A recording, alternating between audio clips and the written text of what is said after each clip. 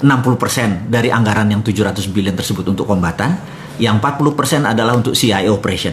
Ini mengagetkan dunia karena artinya pada saat itu Trump sudah mendesain Amerika dalam keadaan war atau perang. Disinilah preparationnya Amerika sudah matang. Kemudian 2017 akhir 2018 awal Amerika declare trade war atau perang dagang karena Amerika dulu mendominasi dunia. Jadi gini, negara itu berdaulat kalau ada yang didominasi. Jadi contohnya, Korea Selatan, dia mendominasi kecantikan, make up beautician. Jadi dia gunakan K-pop dan drakor sebagai frontingnya, back endnya adalah industri kosmetik. Untuk bukti, saya tahu sahabat semua pasti penggemar drakor, drama Korea, dan kamera di dalam mengambil syuting acara drakor pasti fokus di wajahnya. Anda akan terpesona dengan wajah orang Korea yang nggak ada pori-pori tersebut, dan Anda bisa jatuh cinta karena cantik atau gantengnya orang Korea tersebut. Nggak kayak saya begini kan mukanya, ada tambelan-tambelan. Kalau mereka mulus gitu ya, jalan tol pantat bayi aja kalah mulus gitu ya. Nah, jadi itu adalah etalasenya, itu adalah front end-nya.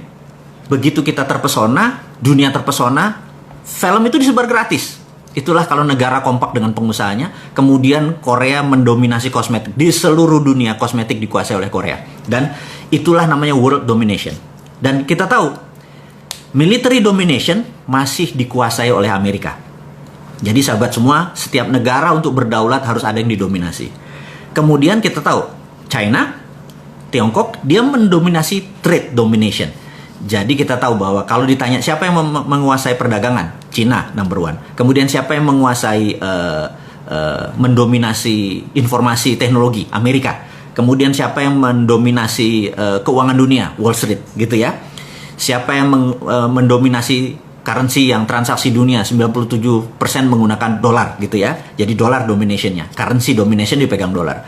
Jadi kalau kita lihat dari world domination, military domination dipegang Amerika, currency domination dipegang Amerika, transaksi domination kayak Wall Street atau investment dipegang Amerika, trade domination dipegang China, kosmetik, beautician dan lain sebagainya dipegang oleh Korea. Indonesia di mana dominasinya gitu ya? Kalau kita tidak mendominasi, kita jadi victim. Karena itu saya pernah bilang bahwa kalau kita mau bermain, ada yang kita bermain. Kita ini berada di 80% wilayah kita adalah lautan, dan lautnya adalah di Khatulistiwa, di mana tempat beternak atau bertelur hampir seluruh kehidupan laut adalah di wilayah yang berkarang dan seperti Indonesia ini.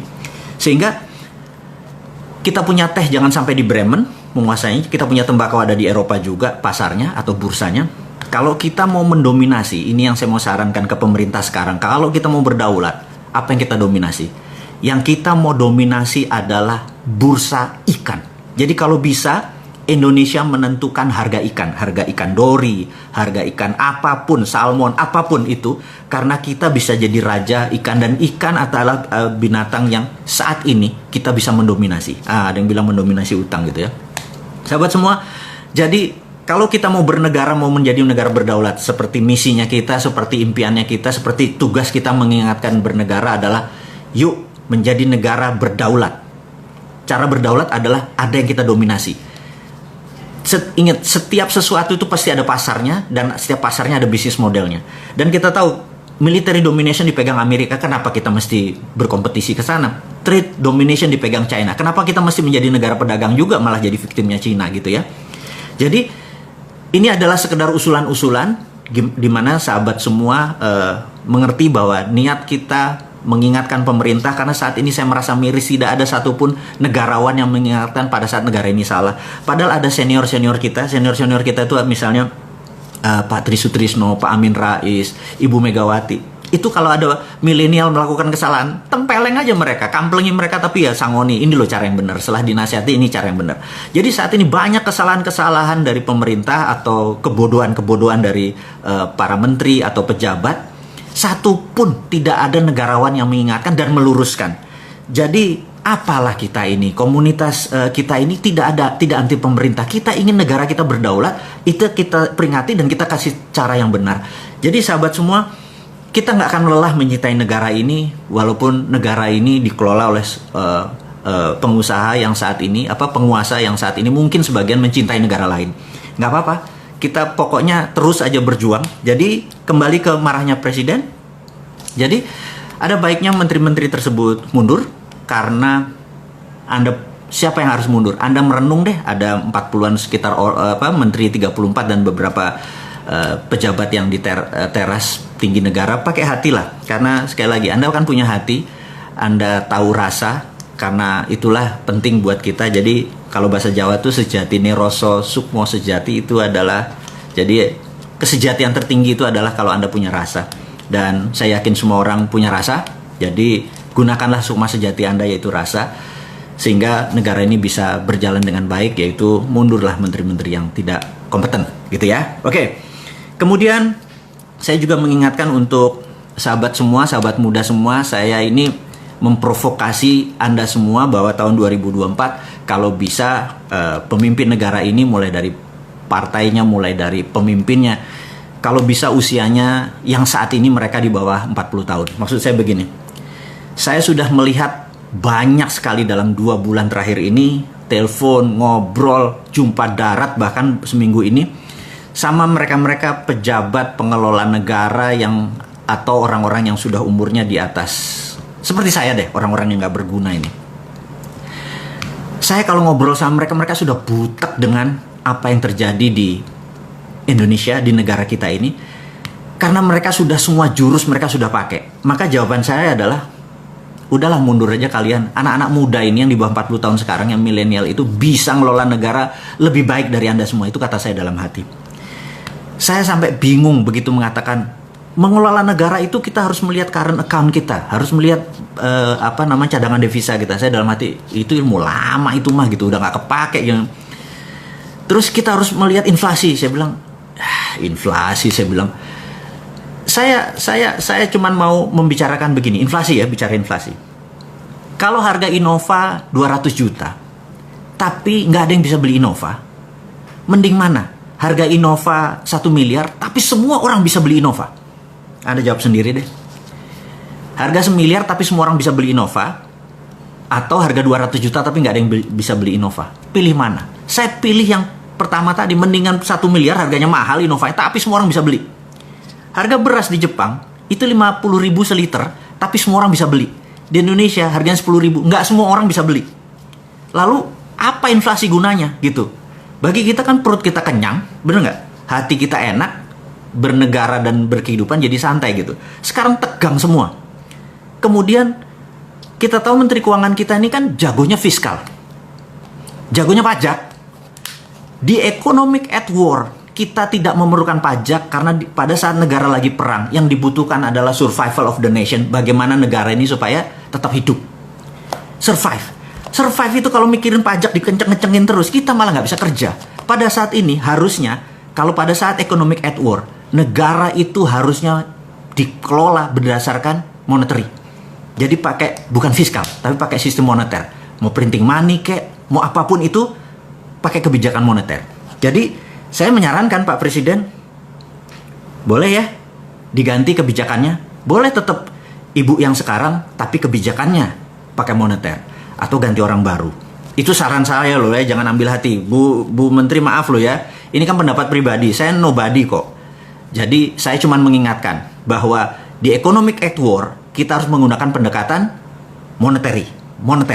Contoh nih ya, karena pendekatan moneter itu tujuannya adalah diproduksi. Kalau pendekatan pajak isinya nangkepin orang yang bekerja. Jadi pada saat economic at war, sekali lagi, gunakan kebijakan moneter, printing money untuk hal yang produktif. Nanti kita akan sampai sana. Kita mau mengingatkan dulu teman-teman yang muda ini, di mana Anda 4 tahun lagi adalah pengelola negara ini. Dan pada saat Anda mengelola, saya cuma ingatkan, pastikan tidak ada orang tua bersama Anda atau membantu Anda sebagai penasehat boleh. Tapi jangan masuk ke struktur. Orang kayak saya buang aja. Orang seumur saya atau di atas saya buang aja semua. Gitu ya, itu nasihat saya pertama. Kenapa? Karena Anda mengerti bagaimana mengelola negara ini. Jadi Anda lebih pas. Kenapa? Karena dunia saat ini terjadi resetting, terjadi decoupling. Decoupling adalah perubahan dari masa sekarang dengan masa depan. Jadi masa sekarang itu decoupling, masa depan itu beda sekali cara ngelolanya. Ini yang saya mau mengingatkan semua teman-teman di yang muda-muda, ambil jabatan politik, ambil struktur bernegara, dan ubah negara kita. Tapi sekali lagi, jangan ubah Pancasilanya, jangan ubah undang-undang dasarnya, jangan ubah apapun. Yang Anda rubah adalah how-nya, caranya. Dasar negara udah selesai, caranya, how-nya. Dan orang-orang tua yang saat ini udah bingung semua sebenarnya. Mereka udah nggak ngerti. Jadi sekali lagi, saya takut 4 tahun ke depan kita belangsak gitu ya. Nah, how the world work? Bagaimana cara dunia bekerja, saya mau ingatkan.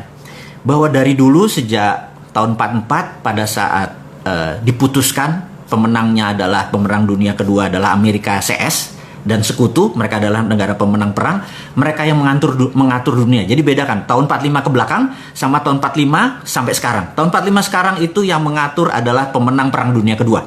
Jadi siapa pemenang perang dunia kedua? Amerika dan sekutu.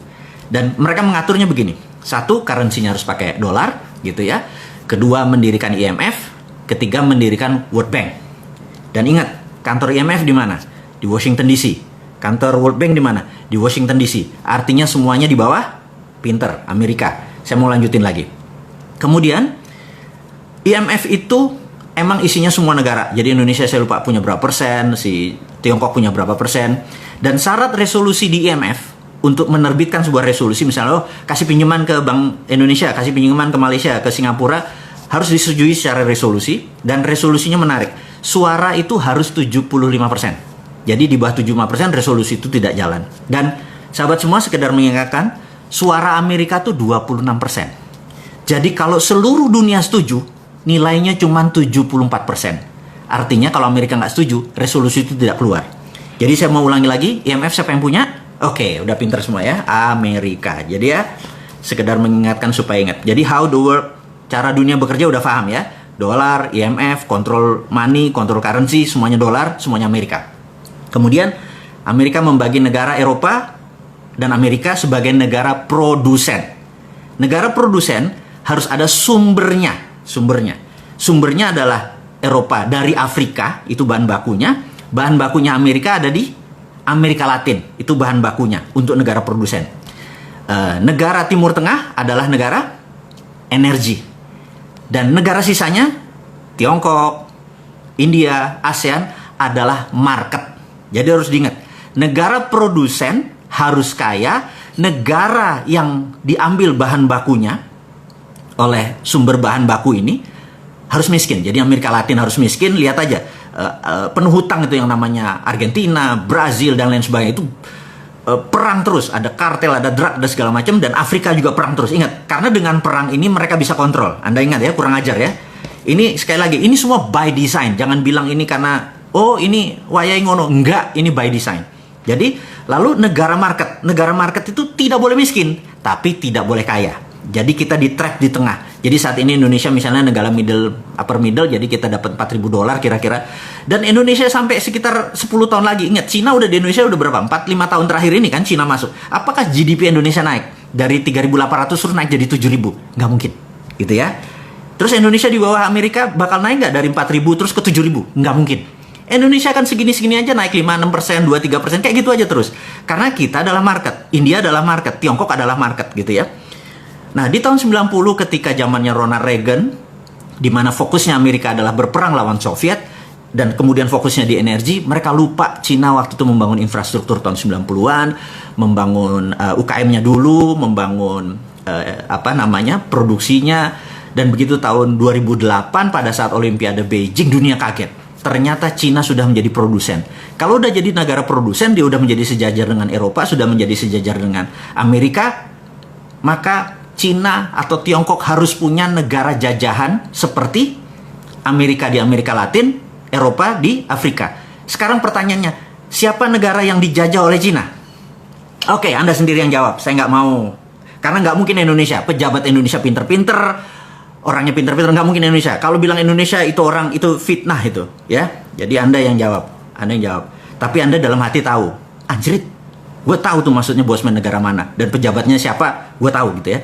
Tapi kita nggak usah ngegosip. karena gosip itu nggak menyelesaikan masalah. Ini hanya mengajarkan, mengingatkan cara bernegara yang benar. Jadi sudah mulai mengerti how the world work gitu ya. Nah karena itu, kalau Amerika dan Eropa adalah negara pemenang perang, sekutu. Kalau dengan Cina, nah Cina ini lagi men-challenge Amerika, men-challenge dunia bahwa siapa yang jadi number one. Bagi saya adalah number one itu dominationnya Cina baru trade domination. Amerika masih mempunyai beberapa dominasi, yaitu teknologi, informasi, satelit, alat perang, dan lain sebagainya. Jadi kalau saya merasa kalau fisik mereka berperang, rasanya Amerika menang. Tapi sekali lagi, Cina negara yang sudah ribuan tahun budayanya berdiri, mereka pasti bermain. Nah disinilah saya mau melihat bahwa Indonesia harusnya mengambil kesempatan di masa ini. Ini nanti kita akan sampai sana. Ini yang saya kok nggak diambil sih, goblok bener lu gitu ya. Nah jadi begini, saya sekedar mengingatkan, COVID hari ini kita harus diskusikan dulu sebelum kita masuk ke topik yang lain. COVID ini begini, terlepas dari Anda percaya bahwa COVID itu konspirasi atau COVID itu biologi, out of control, gitu ya. Terserah. Tapi kita mikir yang netral aja. Anggap ini adalah memang biological event atau peristiwa maha dahsyat pandemik, memang biologi. Nggak ada yang mengendalikan, nggak ada. Jadi kita anggap kita adalah orang baik yang tidak punya persepsi buruk. Kita menganggap ini adalah kejadian yang normal. Oke. Kalau kejadian yang normal, maka untuk mengobati atau dunia vaksin itu dunia virus itu obatnya adalah vaksin. Jadi menurut pengalaman, vaksin itu kira-kira 12 sampai 18 bulan. Jadi kalau kita anggap bulan Januari 2020 dunia berkompetisi untuk membuat vaksin COVID, maka kira-kira tercepat adalah Januari 2021. Gitu ya.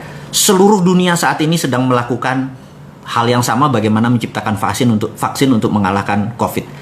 Jadi kalau 2021 katakanlah negara Prancis atau katakanlah Singapura duluan ternyata menemukan COVID tersebut, vaksin COVID tersebut. Jadi begitu dia menemukan di Januari 2021, kemudian dia akan mencetak secara komersial. Jadi dia akan membuat pabrik, dia akan menambah produksi dan lain sebagainya. Kira-kira tambah 6 bulan. Jadi Juli 2021 baru vaksin itu untuk negaranya dan daerah sekitarnya. Dan kira-kira untuk merata di seluruh dunia atau the rest of the world, ini kira-kira memakan waktu sampai Desember 2021. Sahabat semua, Desember 2021 itu waktu yang lama. Ingat, baru 6 bulan aja dari Januari, ya, dari Januari sampai sekarang. Zara salah satu ini baju Zara rasanya. Zara sudah menutup 1.200 outletnya di seluruh dunia. Airbnb yang tadinya 12 tahun ini menguasai dunia hospitality di luar hotel liar, tahu-tahu musnah hanya dalam 6 minggu. Gitu ya. Dan kita tahu Patek Philippe, Rolex, Hermes, Chanel, barang-barang mewah tadi ya, Ferragamo dan lain sebagainya berhenti produksi. Karena barang mewah saat ini orang nggak mau pakai Chanel, nggak mau pakai Gucci, mau ngapain lo gitu ya, nggak kemana-mana gitu. Walaupun sekarang COVID sudah selesai atau banyak yang melepas PSBB-nya, tapi COVID-nya belum hilang dan banyak orang-orang yang merasa ntar aja deh gitu ya. Jadi ada perusahaan misalnya Unilever katanya kemarin itu baru mulai operasi kantornya, toto ada yang kena COVID, kantornya tutup lagi, work from home lagi, dan ini terus menjadi bergilir sehingga ekonomi Indonesia di 6 bulan ke depan ini sangat genting. Ini akan menjadi downtrend turun. Jadi saya mengingatkan sahabat semua, kalau Anda punya uang jangan invest dulu, ganti ke dolar atau ganti ke emas gitu ya, terutama emas. Hati-hati, jangan, ini tanahnya murah, dia punya di bank nih harga 200 juta nih, cuma selalu sabar 6 bulan lagi jangan tinggal 50 gitu ya, sabar. Sekali lagi saya hanya mengingatkan bahwa ini worst scenario, mudah-mudahan tidak terjadi. Jadi apa yang terjadi kalau shit happen, Anda udah punya plan B-nya. Sekali lagi sahabat semua, saya ngomong begini kelihatannya menyeramkan, tetapi memang berangkatnya saya dari trade analysis. Saya melihat apa-apa dari worst scenario, dari skenario terburuk, dari trade analysis. Kalau itu bisa diselesaikan, ya sudah, kita aman gitu ya. Tapi kalau kita nggak tahu, jangan sampai gini loh. Saya tuh kadang-kadang kesel sama pejabat sekarang ya. Jadi di bulan Januari kita underestimate terhadap COVID. Februari masih underestimate. Jadi sebelum peristiwa terjadi, kita tuh underestimate terhadap apapun. Tapi begitu sudah terjadi, kita overestimate. Jadi begitu Januari underestimate, tahu-tahu Maret ada, wah paniknya kayak besok mau kiamat. Kita overestimate. Terus sekarang balik underestimate lagi, gitu ya. Sama seperti, akan pernah nggak di Laut Natuna Utara? Saya nggak mau lagi menyebut Laut Cina Selatan. Laut Natuna Utara gitu ya. Enggak mungkin perang lah, mereka damai segala macam. Tapi kita underestimate. Begitu perang beneran, wah kita overestimate gitu ya. Di zaman Pak Harto, di zaman senior-senior kita, itu terbalik. Sebelum kejadian mereka overestimate. Begitu kejadian mereka udah tahu counternya gitu ya. Kembali kita sama. Kita sekarang overestimate aja dulu deh. Anggap COVID ini sampai 2021 baru selesai. Anggap itu dulu. Vaksinnya baru ada. Jadi kita harus udah nyiapin 1,5 tahun ke depan ngapain. Overestimate. Kalau nggak kejadian nggak apa-apa gitu ya. Nah, kembali ke apa yang harus dilakukan. Jadi saat ini, sekarang kita balik. Kita tambah lagi, bukan dibalik. Gimana kalau benar-benar COVID ini ada skenarionya. Ada globalis yang ingin mengontrol dunia, yang merasa bahwa negara itu less important, nggak terlalu penting. Control the people itu yang menjadi penting. Dan mereka menganggap cara mengontrolnya adalah dengan memberikan reign of terror atau mengirimkan teror. Dengan teror tersebut dunia panik akhirnya solusinya di mereka, teknologi, medicine dan lain sebagainya. Jadi kalaupun mereka ini by design, kapan vaksinnya keluar? Mereka pasti udah punya vaksinnya gitu ya. Kapan vaksinnya keluar? Vaksinnya keluar adalah 2 bulan sebelum vaksin kompetitornya datang. Kenapa? Karena ngitungnya begini. Saat ini di dunia ada 11 juta terpapar, di Indonesia ada 65 ribu hari ini, gitu ya. Itu adalah Juli, akhir diperkirakan Indonesia mungkin 100 ribu, dunia kira-kira 20 juta. Di akhir 2020, dunia kira-kira mencapai 50 juta. Di pertengahan Juli 2021, mungkin sekitar 300-an juta. Dan diperkirakan akhir 2021, 1 miliar manusia terpapar oleh COVID. Dan bagi globalis, cabal, bagi mereka yang orang jahat-jahat ingin mengontrol dunia ini, disitulah baru mereka keluarkan vaksinnya 2 bulan sebelum itu. Karena apa? Udah 9 orang. Kalau 10 juta masih belum, gitu ya, udah 9 orang. Jadi sahabat semua, terlepas ini ada konspirasi atau tidak, angka 2021 itu menjadi visible negatifnya. Nah, kalau 6 bulan pertama sudah menghancurkan ekonomi sekian persen, apa yang terjadi 6 bulan kedua di semester tahun ini? Kita harus prepare, harus bersiap-siap apa yang akan terjadi. Apa yang akan terjadi nanti kita bahas. Sabar, ini gratisan aja kok. Banyak nanya gitu ya. Sabar. Tahun 2020, Anda tahu video saya boleh cek. 10 bulan yang lalu saya mengatakan 2020 resesi, 2021 puncak resesinya. Tapi saya menganggap saya mungkin salah. Jangan-jangan 2021 adalah depresi. Kalau depresi ini terjadi, Anda sekali lagi harus hati-hati terhadap planning Anda. Jadi sekali lagi, Anda jangan buru-buru. Anda masih muda, Anda adalah calon pemimpin bangsa ini. Langkah Anda benar-benar hati-hati. Anda belajar, diskusi. Selalu overestimate, tapi langkah Anda baby step-nya benar-benar solutif gitu ya. Teman-teman, mudah-mudahan Anda kebayang apa yang akan terjadi dengan versi saya informasinya ini. Udah kepanjangan nggak? Mau nambah lagi nggak? Udah 40 menit nih. Anda gratis ya minta panjang gitu ya. Kasih saya jempol kalau Anda lanjut atau sudah ditutup sampai sini. Oke, lanjut ya. Oke, saya kasih informasi lagi. Jadi kalau minggu kemarin kita bicara tentang MMT, Modern Monetary Theory, dengan SWF, Sovereign Wealth Fund, di mana kita udah punya contoh waktu itu kuda laut, kita pakai di zaman Pak Ibnu Sutowo, sekarang mereview aja. Kemudian kita menggunakan contoh seperti Dubai atau contoh seperti Aramco, Saudi Aramco, di mana ke depan mereka akan menggunakan Sovereign Wealth Fund, dan kita menyarankan Indonesia tidak perlu ngutang. Jadi contohnya gini, kita audit nikel kita, katakanlah nikel kita nilainya 1000 billion, kemudian 20% nikel kita forward, kita ambil uang 200 billion dolar untuk membangun Nusantara. Tidak perlu hutang karena kita forward. Jadi bukan pinjaman ala Ibu Menteri. Ini beda karena ini kan negeri Sontoloyo ya, bukan negeri yang di seberang itu. Jadi kalau kita nggak bakal ngutang, itu ngutang tuh bukan kita banget. Ngutang tuh bukan anak milenial. Anak milenial tuh cash gitu ya. Karena kita kaya, bener nggak? Ngapain ngutang? Terus kedua adalah mengenai printing money. Printing money ini menjadi penting. Jadi kita tahu generasi tua di atas kita ini takut sekali sama namanya inflasi. Karena mereka pernah merasakan susahnya inflasi. Atau negara tidak dikontrol seperti tahun 98, inflasi sangat cepat sekali sehingga barang-barang nilainya menjadi tak bernilai. Kemudian juga di tahun 60-an, 66 terutama, itu terjadi hyperinflation di Indonesia. Tapi sekali lagi, karena printing money itu mereka tidak setujui karena itu bisa menyebabkan negara dalam keadaan inflasi. Saya mau menerangkan tentang inflasi dengan cara yang sederhana. Jadi gini, inflasi itu tidak ada selama printing money-nya ada underlying. Ini harus diingat.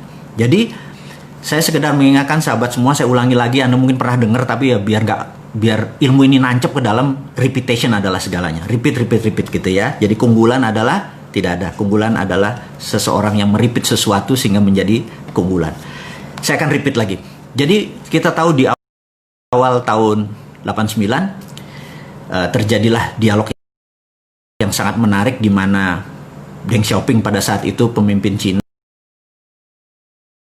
sedang berhadapan dengan demo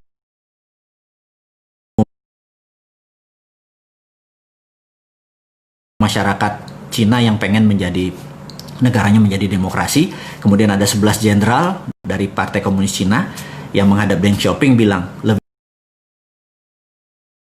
baik kita tidak menjadi negara demokrasi, mereka kita babat. Tapi kalau Anda memilih demokrasi, Anda memilih memenangkan perjanjian seperti dengan Ronald Reagan. Jadi waktu tahun itu ada perjanjian dengan Ronald Reagan untuk jadi Cina 40 tahun kemudian menjadi negara demokrasi. Kami bersebelas tebas saja lehernya, gitu ya. Kami nggak usah ngikutin.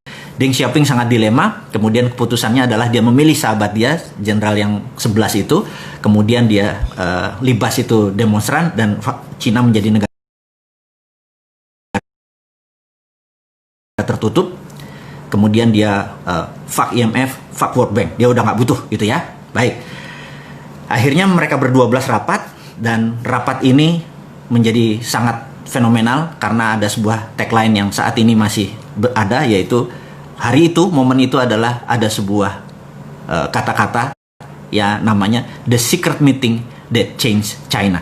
Disitulah adalah masa meeting rahasia yang merubah Cina sampai sekarang, yaitu mereka menggunakan dua currency, satu renminbi, satu yuan. Yuan untuk di luar China, renminbi di dalam Cina. Renminbi dicetak berdasarkan proyek. Nah, saya memberi contoh nih ya, gimana caranya pada saat misalnya si Sontoloyo ini jadi presiden. Contoh ini ya, jangan ngarepin, saya nggak akan pernah mau. Jadi contoh, jadi gini. Jadi suatu hari Menteri PUPR datang, lapor Pak Presiden, kita perlu bangun 1 juta rumah. Oke? Terus Menteri BUMN, Anda perlu berapa? Perlu 100 triliun Pak. Oke, Menteri Keuangan, print 100 triliun, kasih Menteri BUMN, kemudian Menteri BUMN itu akan membagikan uang 100 triliun itu kepada pabrik. Misalnya pabrik baja untuk besi, pabrik kusen kayu, pabrik paku, pabrik bata, dan semua tidak boleh ada unsur impor. Jadi semuanya lokal, dan begitu bangunan itu dibangun jadi tidak boleh ada bunga. Orang bayar tidak boleh ada bunga. Kemudian tidak boleh harga dinaikkan. Jadi misalnya 1 meter persegi dari bangunan tersebut adalah 3 juta per meter, makanya 100 meter persegi ya 300 juta. As it is. Kemudian begitu masyarakat membeli, uang itu diambil, Menteri BUMN kasih ke Menteri Keuangan. Setiap uang masuk, bakar. Setiap uang masuk, bakar. Kemudian 5 tahun kemudian begitu gedung jadi, gedung itu dibeli oleh masyarakat, uangnya masuk lagi, bakar senilai yang sama. Apa yang terjadi? 100 triliun tersebut dibakar. Kemudian underlying-nya adalah perumahan yang 1 juta unit tadi. Inflasinya di mana? Nggak ada. Itulah yang dibangun oleh Cina. Kenapa Cina segitu besar? Jadi Cina membangun itu berdasarkan project. Print renminbi proyek. Dulu renminbi dan yuan itu benda yang berbeda. Tapi sekarang 30 tahun kemudian renminbi dan yuan satu. Udah nggak kita bicarakan lagi. Nah, kemudian begitu Amerika saat ini perang sama Tiongkok, apa yang dilakukan oleh Amerika? Amerika bisa melakukan dollar reserve value. Apa itu dollar reserve value? Dollar reserve value itu begini. Cadangan devisanya Cina berupa dolar sekitar berapa? 2 triliun dolar atau 2000 billion. Apa yang terjadi kalau dolar dipotong jadi separuh sehingga nilai devisa dia menjadi separuh? Indonesia yang 130 billion dolar dipotong separuh, bubar Indonesia ini langsung, nggak bisa beli minyak, nggak bisa beli pangan dan lain sebagainya. Jadi sangat sensitif begitu devisanya dipotong. Apa yang Cina lakukan saat ini? Dia menciptakan e-renminbi. E-renminbi ini adalah digital renminbi, new printing money. Jadi Amerika mau potong separuh, bodo amat, gue udah punya, gitu ya. Nah, jadi saya sarankan kepada Pak Presiden, teman-teman kita sepakat di Republik Sontoloyo ini untuk mengingatkan Presiden kita di negara tetangga itu bahwa kalau mau keluar dari masalah bangsa Indonesia, print money, gunakan e-rupiah. Base-nya apa? Kalau e-rupiah kan digital, gunakan blockchain. Karena blockchain itu kan trusted open ledger, sehingga uang keluar kemanapun bisa. Waktu kita menganggap ini sudah cukup beredarnya, kita tarik kembali dengan strategi blockchain, ketarik juga, sehingga tidak ada inflasi. Inilah solusi untuk menolong bangsa ini untuk menjadi bangsa yang besar, melebihi Tiongkok, melebihi Amerika dalam waktu sekejap. Jadi hater dan buzzernya Bosman itu adalah kaki tangannya Amerika dan Tiongkok yang tidak pengen Indonesia berdaulat. Dan sahabat semua, Anda jangan takut tuh proyek ini dikorup. Anda itu berpikir kuno. Kalau ada berpikir, oh nanti gimana dikorup? Nggak mungkin dikorup karena ini pakai blockchain. Dan nggak mungkin dikorup karena ini ada underlayingnya. Sekali lagi, sahabat semua, lupakan cara berpikir lama. Lupakan inflasi, lupakan itu namanya dikorup segala macam. Ini blockchain. Dan strategi ini simple, negara tidak usah menggunakan infrastruktur yang lama, gunakan infrastruktur yang baru. Gunakan infrastruktur yang baru. Caranya bagaimana? Saya punya sahabat, saya punya sahabat begini. Sahabat saya manggil Kak Camah, dia usianya mungkin 15 tahun di atas saya. Kakak saya ini seorang wanita yang punya masalah di otaknya. Jadi kalau ternyata pas di CT scan itu ada blocking di kepalanya. Jadi tapi kalau dia dioperasi itu kemungkinan selamatnya cuma 30%. Jadi sementara kalau dia lagi kesakitan, itu painkiller termahal pun tidak bisa menyembuhkan rasa sakitnya. Jadi apa yang terjadi? Begitu dia sakit, dia bisa pingsan. Kemudian gimana solusinya? Dia dioperasi, chance peluangnya kecil, sementara di kepalanya ada blockage atau pemblokan. Jadi kalau di jam 9 malam dia mulai ngebatik, pakai canting dia ngebatik gitu ya. Tidur jam 3 pagi atau habis subuh dia baru tidur. 2 tahun kemudian dia merasa heran kok selama pusingnya atau penyakit kepalanya nggak hilang gitu ya. Kemudian dia ke Singapura untuk CT scan. Sahabat semua, apa yang terjadi? Allah itu luar biasa. Jadi ini otaknya dan jaringan saraf yang keblok tadi, tahu-tahu tumbuh jaringan baru, masih kecil. Itulah yang membuat solusi sehingga dia bisa normal kembali gitu ya. Jadi dia menciptakan saraf baru. Nah, pada saat ini Indonesia seperti bloknya otak tadi. Kalau pakai cara yang lama nggak selesai negara ini. Jadi apa solusinya? Solusinya adalah gunakan jalur baru. Lupakan yang lama, biarin yang lama, biar orang yang lama, yang politikus apa segala macam biar di sini. Kita yang muda-muda gunakan jalur baru. Itulah yang akan kita lakukan segera, gunakan e-rupiah. Jadi sahabat, rasanya kalau bisnis seperti apa yang kita sebut tadi atau ekonomi seperti tadi kelihatan gampang. Sesungguhnya segampang itu. Yang dibikin rumit itu mereka supaya kita anak muda atau Anda, bukan saya udah tua. Yang anak muda seperti kalian semua itu tidak mau mengelola negara ini. Sahabat, adik-adikku, ambil 4 tahun lagi Anda yang harus berdaulat. Kalau ini nggak dipakai juga e-rupiah, kita tunggu 4 tahun lagi dengan sabar. Saya kasih itu semua. Dan jangan harap saya minta posisi. Anda yang lebih berdaulat. Saya cuma mau ngewirit jagongan aja lah. Makan jagung di rumah, guyang-guyu, ketawa-ketawi. Itu membuat umur saya mungkin jadi 100 tahun. Daripada saya harus berada di tengah-tengah Anda yang muda-muda, saya malu. Gitu ya. Jadi, sahabat semua, di ujung pembicaraan topik hari ini, semoga sahabat semua berkenan, semoga sahabat semua bisa menjadi panji-panji pejuang-pejuang digital patriotism, di mana kita akan merebut kembali kedaulatan, tidak mulai dari kapanpun, tapi dari sekarang. Anda harus terus belajar, Anda terus semangat. Sekali lagi, COVID itu ada, dan kita harus nggak boleh kalah dengan COVID.